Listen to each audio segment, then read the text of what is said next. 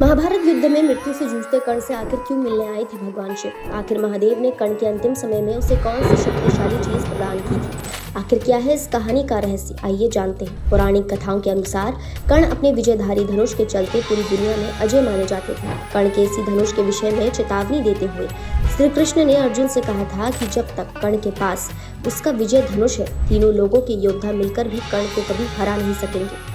कुछ कथाओं में कहानी मिलती है कि भगवान कृष्ण कर्ण की परीक्षा लेने अंतिम समय में उसके पास पहुंचे थे। तब दानवीर कर्ण ने अंतिम समय में भी श्री कृष्ण को अपने दांत तोड़कर दिए थे। लेकिन हम बात कर रहे हैं कि आखिर कर्ण ने महादेव को क्या दिया था। कथाओं के मुताबिक कर्ण के विजय धनुष का निर्माण स्वयं विश्वकर्मा जी ने किया था। इसका निर्माण उन्होंने त्रिपुरासुर की नगरी का विनाश करने के लिए किया था। तब महादेव ने विजय धनुष पर अपना पशुपतास्त्र चढ़ाकर त्रिपुरा नगरी का विनाश किया था।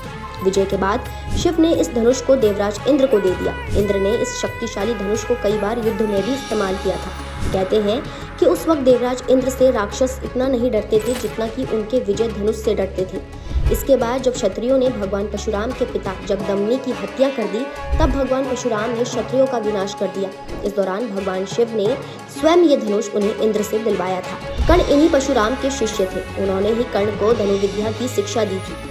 क्योंकि कर्ण ने झूठ बोलकर परशुराम से शिक्षा प्राप्त की थी, इसलिए परशुराम जी ने उन्हें युद्ध भूमि में धनुर्विद्या भूल जाने का श्राप दे दिया था। जब परशुराम को लगा कि उन्होंने अपने शिष्य को कुछ ज्यादा ही कठोर दंड दे दिया है, तब उन्होंने कर्ण को दया भावना के साथ दुनिया का सबसे शक्तिशाली विजय धनुष भेंट किया। लेकिन कर्ण ने उसे पाने के बाद भी कभी भी उसका प्रयोग ठीक से नहीं किया था, क्योंकि कर्ण उसी दिन उस धनुष का इस्तेमाल करना चाहते थे जिस समय उनके सामने रणभूमि में अर्जुन खड़ा हो। जब महाभारत के 17वें दिन कर्ण और अर्जुन दोनों आमने सामने थे और स्वयं कर्ण कौरवों के सेनापति थे, तो उस समय उन्होंने विजय धनुष को हाथ में उठाया था। लेकिन उनके रथ का पहिया जमीन में धंस गया। वो उस रथ के पहिए को बाहर निकालने के लिए जमीन में उतर आए और अपना विजय धनुष रथ पर ही छोड़ दिया। श्री कृष्ण जानते थे कि यदि कर्ण ने दोबारा विजय धनुष अपने हाथ में उठा लिया तो कर्ण को इस युद्ध भूमि में कोई भी नहीं हरा पाएगा।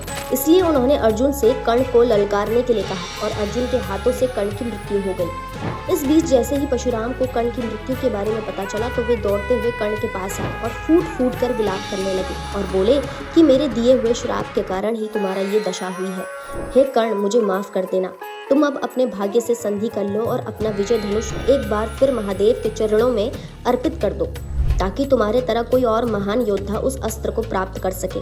इसके बाद कर्ण बिना देरी किए हुए भगवान शिव का स्मरण करते हैं और अपना विजय धनुष उनके चरणों में स्थापित कर देते हैं। जब कर्ण ने ऐसा किया तो महादेव ने कर्ण को आशीर्वाद भी दिया। साथ ही साथ ये भी कहा कि युगों युगों तक तुम्हारी कीर्ति इस विश्व में फैलती ही रहेगी। तो मित्रों, मरने से पहले अर्जुन ने महादेव को उन्हीं का धनुष वापस कर दिया था। आपको ये कहानी कैसी लगी?